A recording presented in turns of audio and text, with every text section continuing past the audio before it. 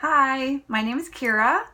As a reader, I grew up in the 80s on Stephen King and Anne Rice. In my 20s, I read a lot of contemporary fiction. I read James Patterson and Patricia Cornwell, Sue Grafton. I worked my way through a lot of contemporary series. Also Diana Gabaldon. And in my 30s, I discovered Harry Potter and the emerging young adult market. And so I read a lot of the most popular young adult stuff before they turned into movies and hit the theaters. I was reading the books ahead of time.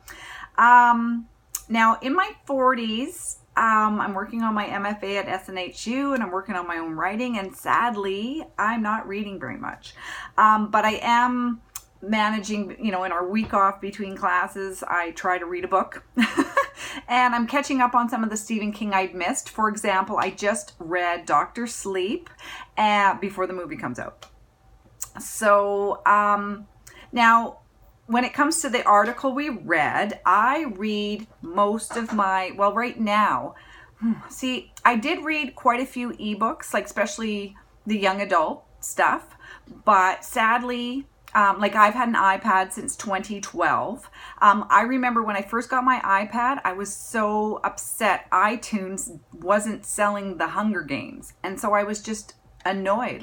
I want to buy this ebook and it's not available. That was in 2012. I couldn't buy the Hunger Games through iTunes. It was available through other ebook formats, but I never did jump on the ebook bandwagon like I didn't. My sister had a Sony e-reader. My mom has a Kindle, but I had the iPad.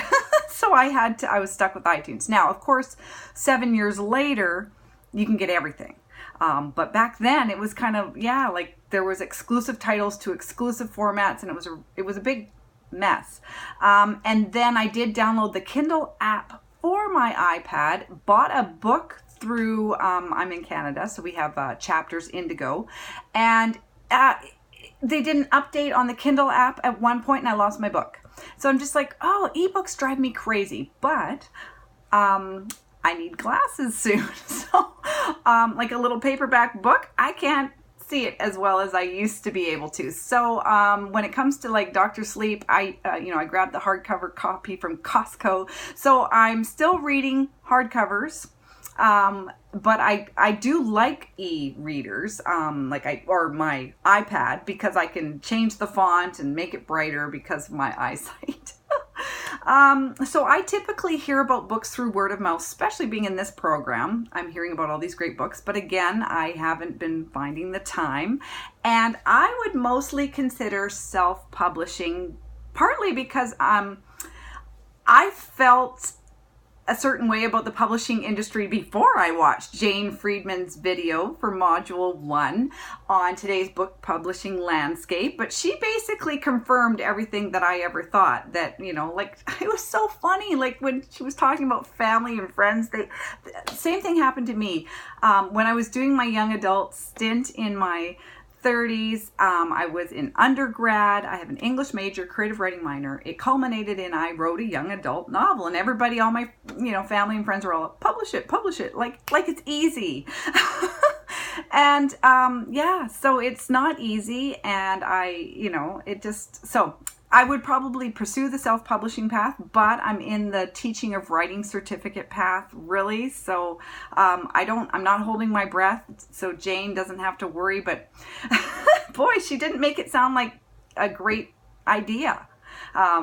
She was, it was a really interesting video, and I'm like, wow, she's just not selling me on the idea of publishing at all. But part of this program is to pursue a path of publication, so it will be self-publishing because I'm just not that worried about trying to make a living at it. Thankfully, I'm a lifelong student, so I want to just transition into teaching at some point, and I just love writing and reading. I'm a story collector. I like to collect stories from other people, even, like reading. I mean, I'm a collector of books, and so if I can write a few myself, that's great. But anyhow, that's me, and I look forward to the class with everybody.